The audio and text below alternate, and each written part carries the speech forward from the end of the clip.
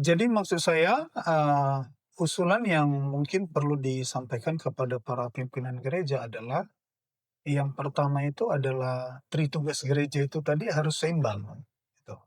Jadi bukan hanya kepada pembinaan iman, tetapi juga pelayanan sosial itu harus imbang, karena itu bagian juga dari misi Kristus itu. Jadi Yesus waktu pelayanannya itu kan bukan hanya soal pengajaran, tapi kebutuhan sosial itu pun menjadi bagian dari pelayanan. Baik, Bapak Ibu saudara-saudara terkasih, kali ini kami akan bincang-bincang di akhir tahun sebagai warga Kristiani, warga gereja. Kali ini podcast cerita RN khusus ini, khusus tentang bagaimana peran dan posisi warga gereja. Tentu kita yang tinggal di Indonesia ini, di Sumatera Utara, apapun agama kita, apapun posisi dan jabatan kita, kata orang kampung kami, pinomat lah ada yang bisa kita dedikasikan, ya kan. Maka kali ini kami podcast cerita RN mengundang Pendeta Swardin, sekretaris PGNI, ya. Apa cerita, Pak? Sehat? Puji Tuhan, baik, sehat. Kemudian yang kedua ini non pendeta Bang Edi Sugandi, Ketua Yayasan Exodus. Apa cerita Bang Edi? Baik, shalom. Terima kasih sudah hadir di sini. Kemudian yang ketiga tamu saya ini akademisi Sintua Dr. Osman Manalu, dosen di swasta Pelita Nusantara, tapi juga beliau adalah pengurus jemaat AKBP di AKBP Damai. Apa cerita nih? Selamat Natal, Pak Osman. Oh, selamat Natal ya. Oh iya, selamat Ya. Natal. Lupa. Selamat Natal lah untuk kita semua. Natal. Kita bincang-bincang sederhana aja, tapi setidaknya bisa mengedukasi dan bisa kita berikan sedikit warna supaya memang warga gereja ini punya peran, punya posisi, dan memang kalau dengan bahasa gereja kan melakukan tritugas gereja itu sebagaimana yang dimandatkan. Ya. Kalau kita lihat ini Pak Pendeta Swardin, saya ke Bapak duluan. Iya. Kalau posisi gereja ini sebenarnya bisa kita bilang apakah sudah bertransformasi sebagaimana ajaran Tuhan Yesus? Kan gitu. Kemudian apakah juga gereja-gereja dan lembaga keumatan ini sudahkah mampu atau sudahkah on the track memberi perhatian kepada orang-orang percaya sehingga memang ya identitasnya itu yang melekat sama dirinya itu ya nampak sebagai warga gereja, kan gitu. Ya. Nah, jadi harapan kita ada yang bisa kita beri. Apalagi ini kan sudah baru 1 bulan ini, Pak Osman, Bang Edi, baru 1 bulan Sumatera Utara, Sumut, ini kan Aceh dan Sumatera Barat mengalami sangat dahsyat ini bencana kita ini. Kita sebut dengan bencana ekologis. Ya. Seperti apa peran gereja? Nah, saya lihat bisa kita bilang, ini apakah sudah maksimal atau belum, nanti Pak Swardin yang menjawab. Tapi kalau bisa kita bilang bahwa apa yang menjadi mandat kita dengan diakonia itu, kalau saya lihat ini 1 bulan terakhir ini sudah mulai sudah mulai sepi. Nah, yang pertama-tama memang bisalah kita katakan menunjukkan apa peran gereja ini, kan gitu. Iya. Apalagi secara yang namanya kelembagaan, ya kan. Nah, jadi secara bersama-sama, secara akumene, nah kita pun belum tahu itu. Kalau dari sisi PGL ini gimana nih Pak Swardin melihat kondisi ini? Iya, jadi terima kasih Bang Ronald. Ini saya pikir jadi satu momen yang baik untuk memikirkan bagaimana keterlibatan gereja soal-soal kehidupan masyarakat. Jadi PGLI dalam hakikatnya itu bukan hanya gereja yang ada dalam lembaga ini. Jadi PGLI ini ada sinode gereja dan juga lembaga-lembaga yang berbasis Injili. Ya, gereja dan lembaga-lembaga ya. Lembaga-lembaga yang berbasis Injili, ada lembaga penginjilan, kemudian ada yayasan-yayasan yang memang berbasis Injili, dia bernafaskan Injili. Itu sebabnya kegiatan-kegiatan PGLI itu tidak hanya internal saja, pasti itu akan menyentuh masyarakat secara eksternal. Nah, terkait dengan bencana yang baru-baru saja terjadi ini, secara nasional memang PGLI ambil sikap langsung dalam waktu yang tidak terlalu lama, semua unsur-unsur mengumpulkan, dan pada beberapa waktu terakhir ini saya keliling terus. Bahkan Ketua PGLI Nasional itu yang lalu turun langsung ke Aceh Tamiang. Puji Tuhan. Udah sampai di Tamiang beliau ya. Jadi beliau turun langsung dan kami membawa air, air gunung yang langsung boleh dikatakan waktu itu betul-betul memang berapa minggu mereka tidak ada air bersih. Ketika saya lewat di Aceh Tamiang itu Pak, itu beberapa orang nyuci bajunya dengan air keruh. Dan virus memang kita melihat. Keadaannya. Jadi pada saat kita membawa air bersih itu sambutannya itu luar biasa. Apalagi air yang kita bawa itu air gunung yang bisa langsung diminum. Puji Tuhan. Ya, sebab kalau air biasa kita bawa, dia perlu LPG lagi. Betul. Sedangkan listrik juga Masalah. Betul-betul pemikiran itu memang sangat-sangat urgent diperlukan oleh masyarakat. Nah, selain itu ada sembako, kemudian pakaian yang layak pakai ya, artinya pakaian yang memang kondisinya sudah disortir dan sudah bagus sampai hari ini.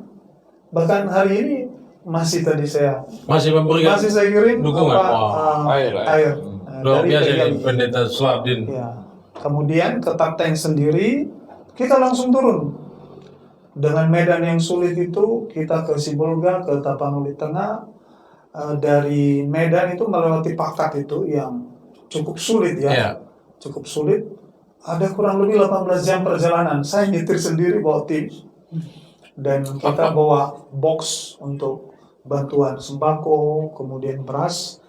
Nah, waktu ke Tapteng itu sedikit unik. Saya berpikir untuk anak-anak Pak, trauma healing. Trauma healing karena saya bisa bayangkan anak-anak pasti sangat takut sekali peristiwa itu. Apalagi daerah-daerah yang ada satu desa yang saya temui komunitasnya itu memang nggak bisa ditempati lagi. Hancur Pak ya? Udah ini lulu lantah, itu kampungnya Bontar namanya, dan masyarakatnya sudah keluar dari sana. Tapi saya mau tahu Pak Pendeta Suardin, gerakan kita itu secara organisatoris kah itu atau pribadi Pak Suardin atau gerejanya Pak Suardin? Gimana? Organisasi. Jadi berarti secara PGLI ini ya? Iya, PGLI. Jadi waktu ke Tapteng itu memang kerjasama antara gereja, GB Rumah Persembahan, lalu Sekolah Tinggi Teologi Pelita Kebenaran. Kebetulan saya dosen juga di situ. Lalu kemudian PGLI yang langsung dikerjakan oleh PGLI Sumur. Oke, kalau apa yang Bapak sumbangsikan itu gimana itu cara mendapatkannya? Dari jemaat kah? Dari luar jemaat kah? Atau dari kas gereja? Gimana mengumpulkan sebagai tanda memang mengimani kehidupan berbagi berdiakoni? Iya, jadi dana yang didapatkan itu sumbernya itu macam-macam. Memang lebih banyak dari organisasi. Organisasi PGLI Pusat itu beranggotakan sinode-sinode. Jadi sinode-sinode itu ambil bagian langsung. Kemudian ada juga person-person yang memang orang PGLI yang punya hati. Nah, kemudian dari gereja lokal juga ada. Orang-orang juga ada. Ketika mereka tahu kita akan ke sana, dia titip ini.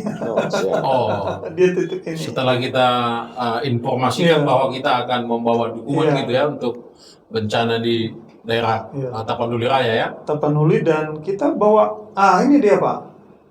Saya beli mainan anak-anak. Jadi saya berpikir bagaimana cara membuat anak-anak ini bisa sembuh traumanya? Kita beli mainan, Pak. Karena pikirku pasti mainan mereka sudah hilang, lalu beli susu kotak yang langsung bisa diminum, Ya. dan alat-alat tulis. Saya kira kalau sembako mungkin udah banyak orang yang memikirkan itu. Mungkin perlu dipikirkan kebutuhan trauma healing daripada anak-anak ini. Jadi Pak, ketika kami bawa mainan itu betul-betul berubah keadaannya.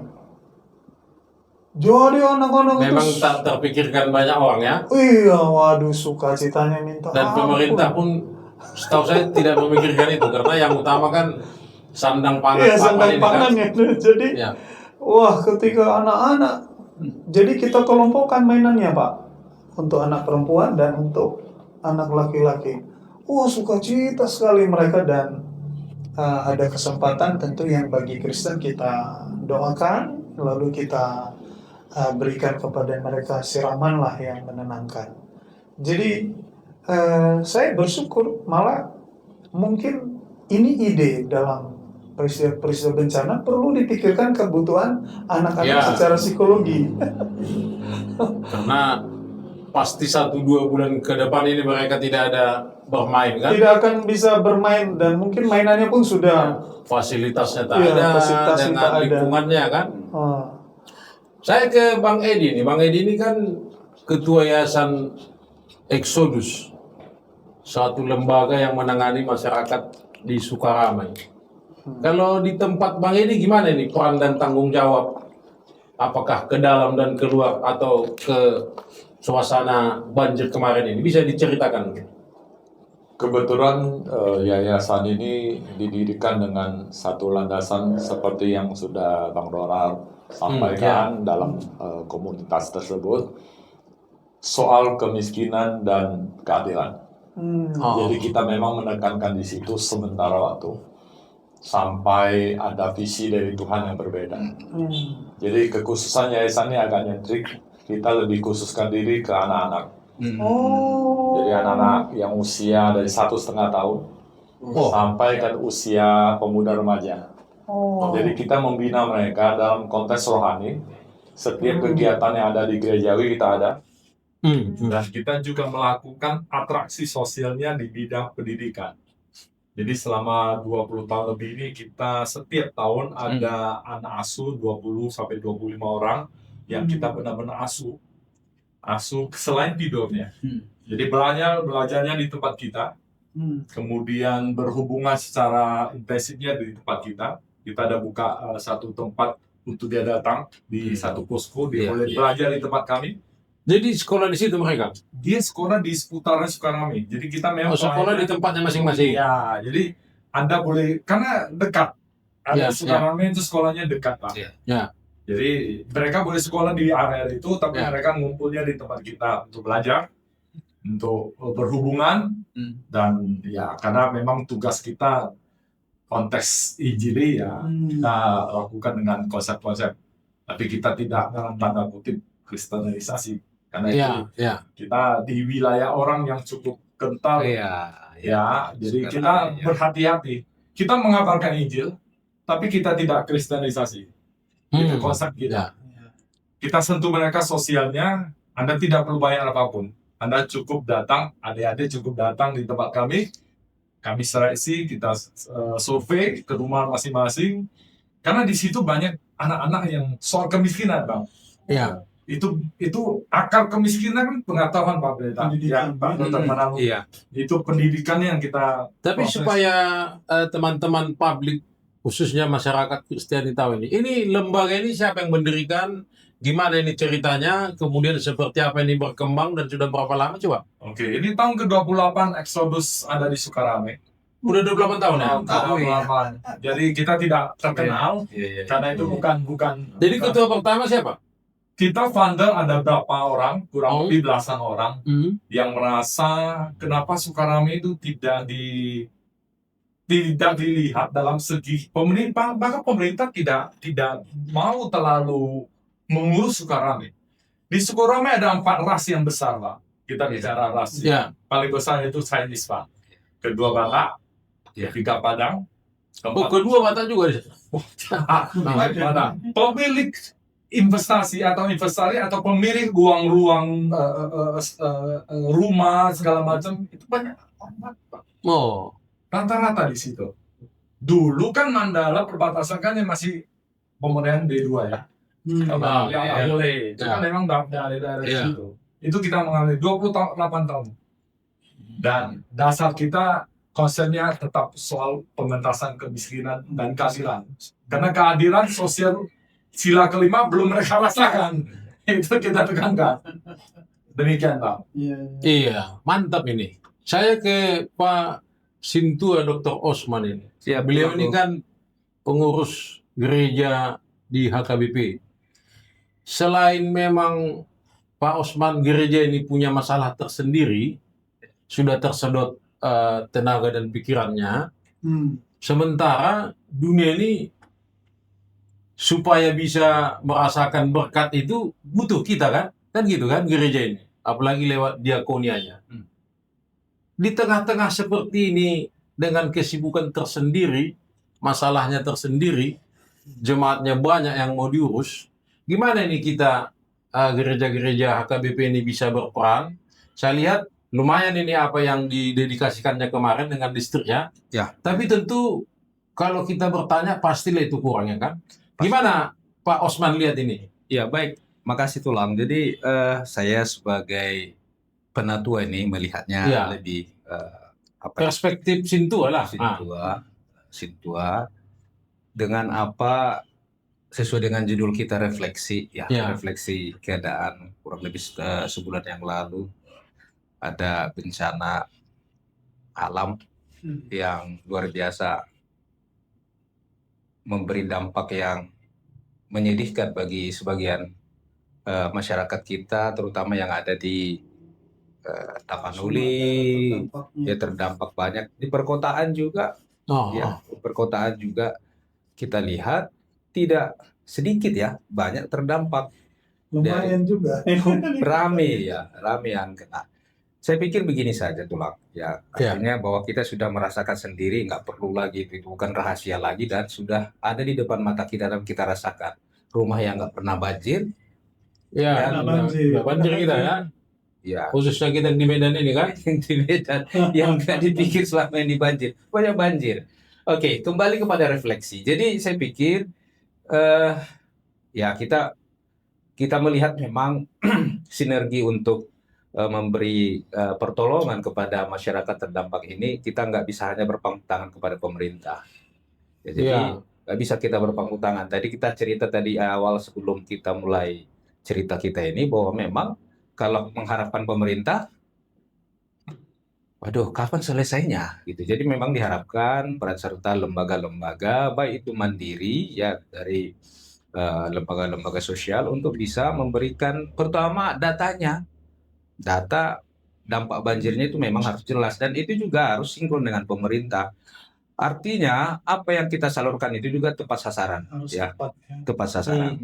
Ke daerah itu harus tepat sasaran. Apa yang kurang misalnya di Tapanuli Tengah, apa yang kurang di Tapteng, bahkan juga di antar provinsi yang bisa dekat di Takengon atau mungkin daerah Tamiang itu kita lihat wah luar biasa dampak kemanusiaan yang diberikan oleh alam kepada kita. Jadi saya pikir pandangan kita sebagai penatua dengan garis besar tadi kita nggak boleh mengharapkan pemerintah untuk menyelesaikan ini. Jadi dari sektor-sektor lembaga-lembaga kita, sel-sel kecil kita ini memang kita harus sudah bisa memformulasikan atau bisa mengantisipasi dampak seperti ini. Ini membuat kita wah ada rupanya bencana ya yang besar seperti ini, membuat kita nggak bisa mengapa-ngapain. Dan kurang lebih mungkin di kota kita kemarin itu banyak daerah-daerah kelurahan-kelurahan itu mungkin sampai 1 hari dia untuk dapat makan roti pun payah dapat. Dia keluar nggak bisa, berapa jam nggak bisa dia tersentuh. Jadi ya inilah kalau misalnya ada kalau sekarang pemadam kebakaran ada antisipasi kebakaran ya, bagaimana mengantisipasi pemadam kebakaran itu saya pikir itu juga sering diapakan pemadam kebakaran. Ya. Dan Bagaimana mengantisipasi kalau kebakaran? Nah, kalau banjir dampak seperti ini, apa yang harus kita lakukan? Nah, seperti ini di perkotaan ya, di perkotaan dulu kita lihat apa yang harus kita lakukan. Dan mungkin pemerintah dan pemerintah kota kita lah, khususnya Medan ini juga harus rawan-rawan banjir itu saya pikir sudah banyak yang langganan dan itu akan terus berulang. Yang bertambah itu adalah daerah yang lain jadi terdampak. Jadi saya kira memang perlu dibuatkan koordinasi dari lembaga-lembaga sosial, juga terutama keumatan seperti gereja ini. Ayo kita berdayakan sel-sel kecil ini paling tidak antisipasi dampak ini gitu. Dan ya dari sumber pendanaannya juga tulang.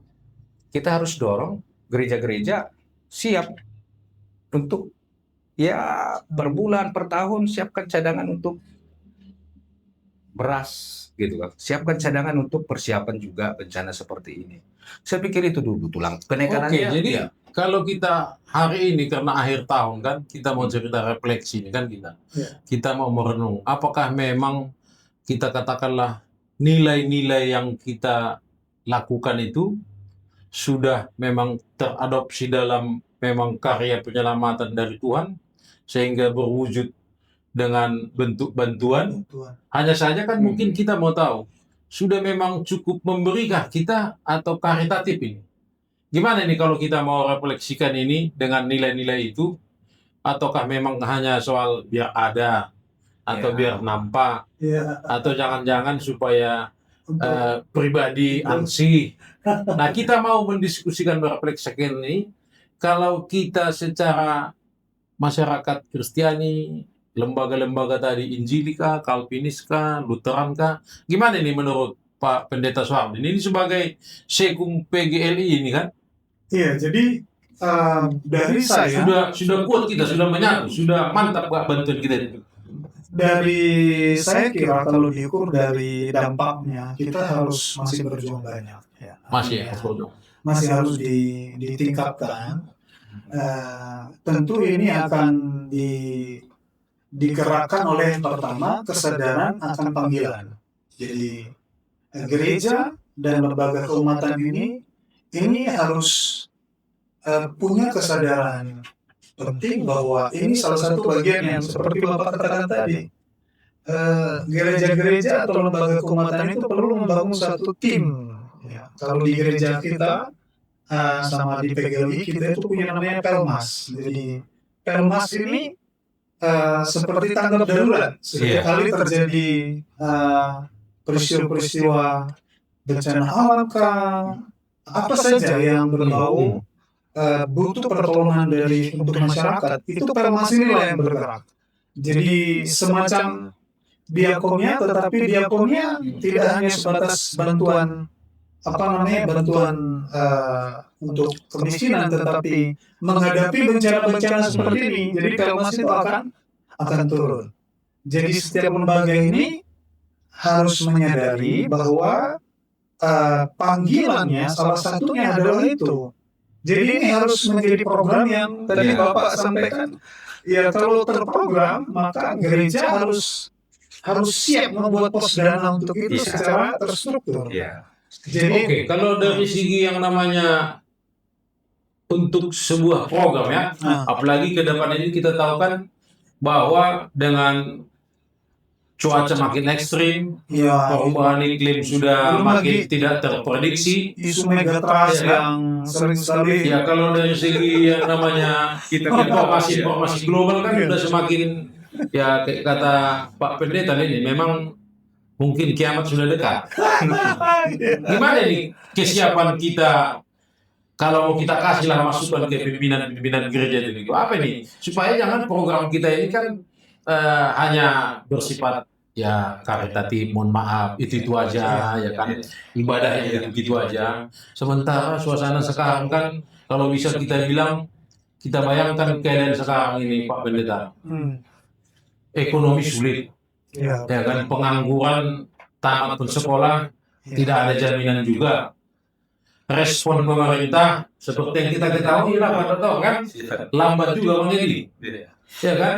situasi dunia ketahanan pangan susah, air bersih susah, Ya. ya kan energi susah.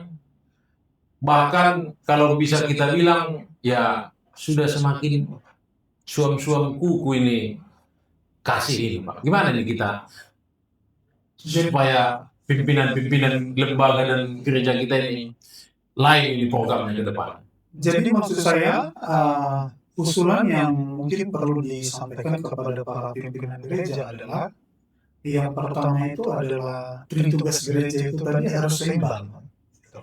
Jadi bukan hanya kepada pembinaan iman, tetapi juga pelayanan sosial itu harus seimbang karena itu bagian juga dari misi Kristus.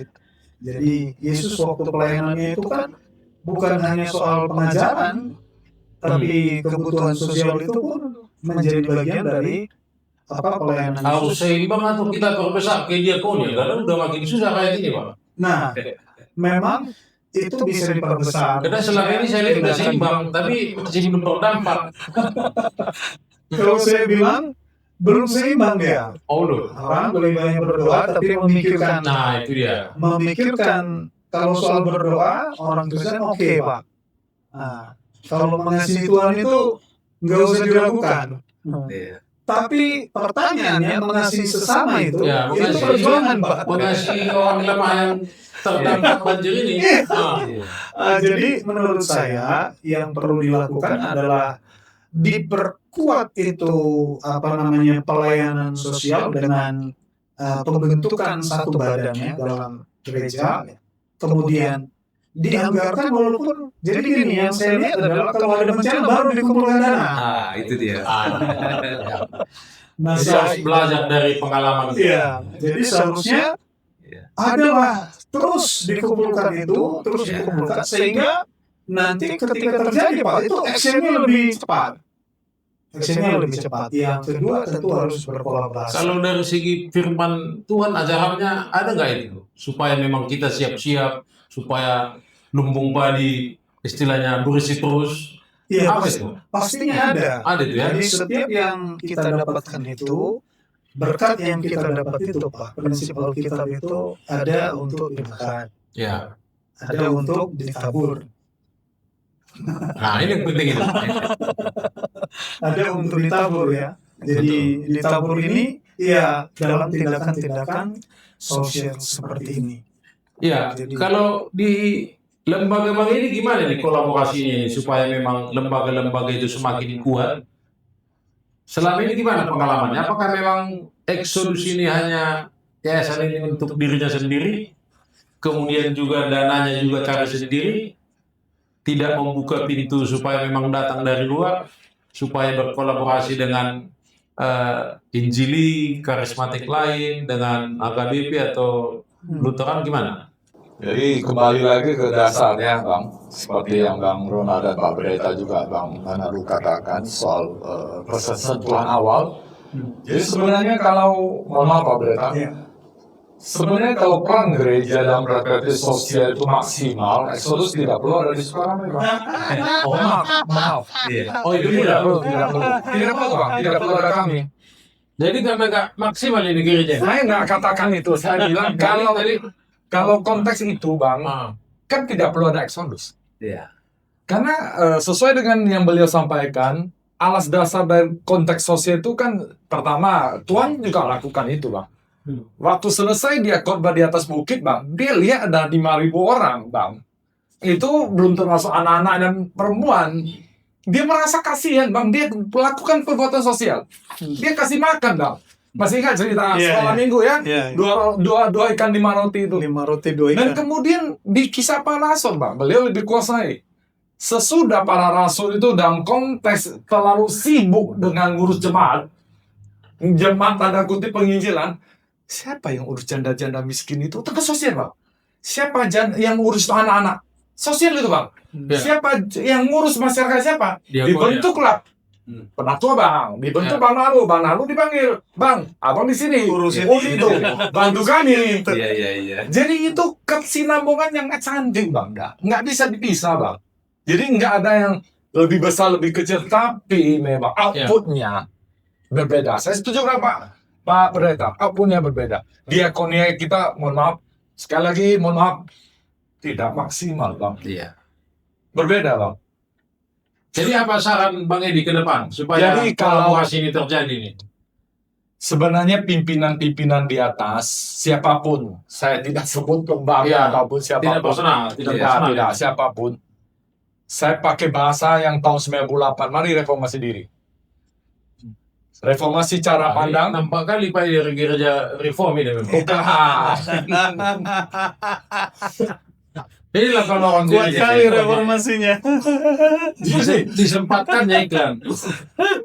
reformasi itu satu gerakan di abad 16 itu, 16-17 itu bukan dalam konteks gereja kami, Pak. Ini yang konteks gerakan. Iya. Kalau dalam konteks gerakan gereja kami di Indonesia atau Reform Injil Indonesia itu ada satu bahasa yang tidak diakui secara tertulis tapi di bawah jemaat, namanya mandat budaya.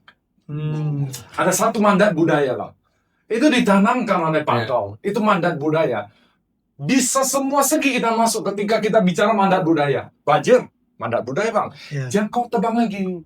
Terus sawit jangan kau tanam lagi. Oh, Itu pohon-pohon yang ngirap air jangan kau tebang-tebangin lagi. Nah, itu mandat budaya. Bagaimana refleksi kita?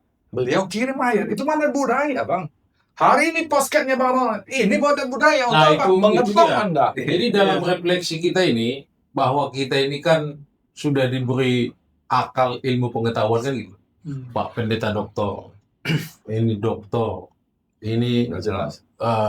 lebih dari doktor juga nih kalau Ini- pengalamannya di Sukarame kan. Iya. Nah jadi kolaborasi ke depan dalam refleksi ini kita mau bilang bahwa tadi seperti yang dikata Pak Edi itu. Jadi mandat budaya itu ya memang nggak disebut tritugas tadi Pak. Iya. Kalau kita di gereja Lutheran ini gimana Pak Dr. Osman lihat ini supaya jangan seperti apa namanya megah sendiri kita gereja Lutheran ini karena sudah kuat tradisinya akhirnya dia bersifat ya ke dalam saja nih. Iya, Gimana ini ke depan ini? ya, saya pikir saya mengapresiasi dan saya sependapat dengan apa yang disampaikan Pak Edi bahwa memang perlu penguatan dalam diakonia itu kita harus lebih apa ya praktikalnya itu di Siap. lapangan Siap. harus lebih kita perbanyak. Jadi kita nggak boleh menutup mata dengan di sekitar gereja, Iya, betul. sekitar masyarakat bahwa memang banyak warga kita yang masih membutuhkan uluran tangan. Iya. Nah, bagaimana ke depannya? Kan tambah lagi bencana, Pasti akan. pasti akan lebih banyak lagi. Pasti. Jadi memang seperti di awal tadi saya sampaikan, bahwa memang paradigma kita, ayo kita rubah lagi ya. Bukan rubah lagi, ayo lihat bagaimana dalam persentase implementasi anggaran. Ya, Hmm. setuju. Iya, Setuju. implementasi Setuju. anggarannya gimana? Setuju. Gimana ini? Ya. Ya itu artinya tadi saya di awal bilang sediakan payung sebelum hujan, Ya. siapkan sembako, apakah obat-obatankah mungkin Iya. dalam skop-skop kecil itu dengan anggaran uang yang ya terstruktur dan itu jangan tentatif lagi ya. Setuju. Iya. Iya, jangan Setuju. tentatif pas sudah datang. Tapi benar yang kata Pak Pendeta Suardin. Jadi memang ya apa yang kita miliki itu Iya. ada yang untuk dimakan. Ada untuk Ada yang ditabur. Dan kalau umat lain itu ada untuk hak orang lain. Iya. Iya. Jadi inilah diakon ini. Gimana itu? Saya sependapat betul disampaikan oleh Amang Pendeta. Ya itulah. Itulah implementasinya. Ayo porsi itu ayo kita harus buatkan terencana dengan baik. Tapi kalau saya mau bilang begini, ini kan denominasi gereja-gereja ini saya lihat kan masih ya dalam tanda petik masih kaya sendiri. Walaupun sebenarnya ada yang belum kaya. Bagaimana supaya kita kaya bersama di denominasi ini kan? Lutheran, Iya. Calvinis, Karismatik, Pentakosta, Injili.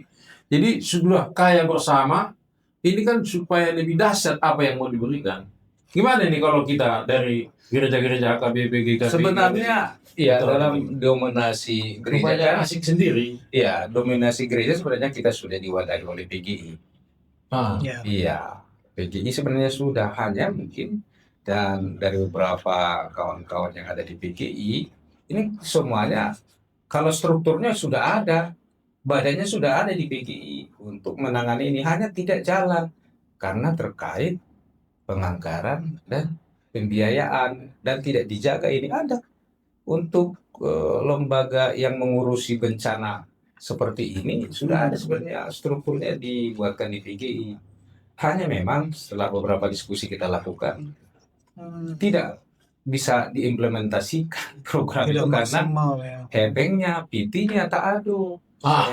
Ya, Ya, jadi ini kan memang masalah klasik ini ya. Iya. Yang pastikan iman percaya kita masih berkata kan bahwa kita lewat doa pasti dicukupkan Tuhan kan gitu kan. Iya. Kalau hari ini pula memang kita bicara apa yang mau kita kasih ke bencana ya tidak ada. Iya. Tapi kalau disampaikan lewat yang namanya pimpinan-pimpinan, kemudian dibarengi oleh firman bagaimana supaya memang lebih baik suka memberi daripada meminta kan banyak ini. Iya. Supaya kolaborasi ini waktu kita singkat nih. Iya. Kolaborasi ini lewat lintas denominasi makin kuat. Apa saran Pak ini? Sebenarnya gerakan terdahulu zaman 20 tahunan di Jakarta sudah mulai dengan jaringan doa nasional melalui gerakan Opimun. Ya, jaringan Sudah bagus sekali. Kembali lagi dengan Dr. Manaro katakan, ekskursimu itu terbentuk dia. Jadi dia hanya nggak impresif ataupun ketok endingnya nggak ada, hanya menjadi badan-badan yang tertempok-tempok. Jadi gerakannya sudah ada, Bang Ronald, bukan tidak ada. Bagaimana menjalankannya? Ada nggak ketegasan setiap pimpinan gereja? Ada nggak ketegasan? Maksud setiap saya etis? nampak nggak itu di banjir Sumatera ini? Mohon maaf, Jaringan doa nasional itu. mohon maaf, Bang. Saya rasa ini cukup dan mohon maaf. Sudah menjawab, Bang Lima. Gimana? Dia sampai mana di jaringan doa nasional? Saya kurang dengar lagi nih. Kalau terakhir ini, artinya kan kalau jaringan doa nasional kan tidak hanya untuk berdoa saja kan gitu. Gimana? Iya. Pak Suwardi? Memang kalau saya melihat ada gerakan-gerakan yang dilakukan oleh jaringan doa. Hanya saja memang di Indonesia ini ada Forum Umat Kristen, Pak, namanya. Wah, Jadi satu lembaga yang non organisasi ya, tidak di dalamnya semua ada aras-aras di situ. iya. Kan baru saja buat yang lalu di Kota Medan pasca nasional Iya. yang memang semua aras terlibat di situ. Ada Iya. PGI, PGLI, kemudian PGPI, Advent, Bala Keselamatan, Iya. semua terlibat di situ. Jadi sekali lagi memang doa Yesus itu harus dibangkitkan terus, Pak, supaya umatku bersatu itu ini. Ya, ini kan Iya. tugas Pak Pendeta itu kan, supaya kami umat ini ingat. Ya, jadi itu doa pada taraf pimpinan, kesatuan itu harus terus dibicarakan. Setuju. Iya. Tapi pada gereja lokal, sinode gereja tertentu, itu perlu tadi yang saya katakan, ada tim, ada tanggap darurat lah ceritanya. Kalau di gereja kita, di GBI Rumah Persembahan itu, setiap bulan, itu minggu tertentu, itu persembahannya khusus diakonia, Pak. Waduh. Itu sudah, itu sudah Rutinitas. rutin. Jadi setiap minggu tertentu itu persembahan untuk diakonia. Semua persembahan itu memang prosesnya untuk membantu masyarakat. Kita punya klinik ya, klinik kesehatan, kemudian ada rumah singgah juga, itu gereja kita, kemudian memberikan bantuan beras, Pak, setiap bulan ini. Mantap itu. Kalau Setiap GBI ya. bulan. Iya. Setiap Oke, bulan. Pak Pendeta Suwardin, Bang Edi, dan Pak Dr. Osman, saya pikir diskusi kita ini karena terbatas waktunya, tapi setidaknya dalam refleksi akhir tahun ini, bagaimana gereja dan lembaga keumatan lewat peran dan posisinya ini kan kita harapkan terus semakin bertumbuh. Ya. Sehingga ada pun kasus-kasus yang namanya bencana, kita harapkan gereja dan lembaga itu sudah harus siap. Sudah, Karena sudah. gereja dan lembaga ini kan sesungguhnya sudah punya sumber daya manusia yang cukup mumpuni. Setuju. Betul. Kalau hari ini pun kita tidak tersedia dengan dana, lewat iman percaya kita harapkan bahwa apa yang dikatakan Bang Edi tadi, 5 roti dan 2 ikan itu lewat yang namanya iman percaya kita, bisa sisa berapa bakul Bang ini? 12 bakul kan? Nah, harapan kita itulah, sehingga memang kehidupan kita betul-betul bisa gereja dan lembaga-lembaga ini memang punya suatu nilai. Dan bahkan bisa kita katakan agak lebih sedikit teologi ini, bukan khotbah ini Pak Pendeta Suardin, tapi artinya sudah yang namanya mencitrakan apa yang dimandatkan oleh Tuhan tadi. Demikian dulu refleksi dan perspektif gereja dan lembaga-lembaga keumatan untuk tahun 2025 ini, sehingga ke depan tahun 2026 program kita ini gereja dan lembaga-lembaga keumatan bisa lebih adaptif, bisa lebih yang namanya memberi porsi tadi kepada diakon. Karena sudah semakin susah kita lewat situasi global ini ya kan, apalagi lanskap politik Indonesia sekarang, wah ini udah antah-berantah ini, nggak tahu kita. Sehingga memang harus semakin kuat dan kompak gereja dan lembaga keumatan. Terima kasih Pak Pendeta. Makasih Pak, makasih. Ya, terima kasih Bang Edi. Terima kasih, Bang. Terima kasih Pak Kasto. Terima kasih.